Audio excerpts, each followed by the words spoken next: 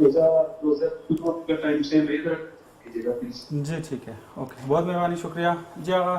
جی فجر کا جو شرعی ٹائم ہے وہ دونوں یعنی واقعاً اگر حنفی مسلک کے مطابق کیلکولیٹ کیا جائے تو ایک ہی ہے. اس کی میں نے تصدیق اس طرح کی، جب ہم مکے میں گئے اور ہم اپنے ہی ٹائم کے حساب سے، جب اذان ہماری موبائلز پہ ہوتی تھی، جو ہم نے سیٹنگ اپنے فقہ کے حساب سے کی ہوئی تھی، اسی وقت بالکل ایکوریٹ وہابیوں کی بھی وہاں پر کعبے میں اذان ہو رہی ہوتی ہے. تو یہ 10 منٹ جو ہے وہ دراصل احتیاط کے ہیں، لیکن ایسا نہ ہو کہ ہم ان کی اذان کو ملاپ قرار دیں. غلطی جو ہم کر رہے ہیں وہ یہ ہے پاکستان کے اندر کہ جو گورنمنٹ کیلنڈر اہل سنت کا چھاپتی ہے ہم 10 منٹ پیچھے کر دیتے ہیں. ایسے کیلنڈر نہیں بنتے.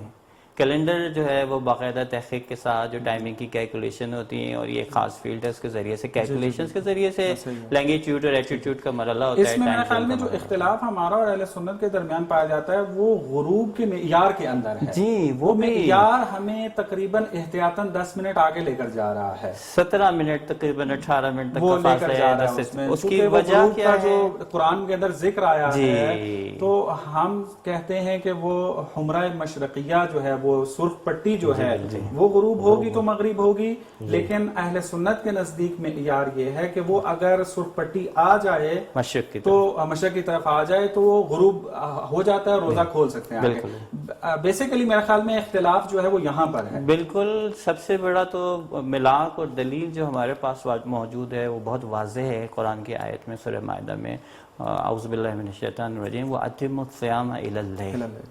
لیل تمام ڈکشنریز کو کھول دیں، رات کو کہتے ہیں. اور رات کہتے ہی اس وقت جب اندھیرا آ جاتا ہے. اور اندھیرا کب آتا ہے؟ جب حمرہ مشرقیہ مغرب کی طرف جاتی ہے تو اندھیرا آتا ہے. تو یہ دلیل ہے، جبکہ وہ اس کی تفسیر جو ہے متفاوت ہے.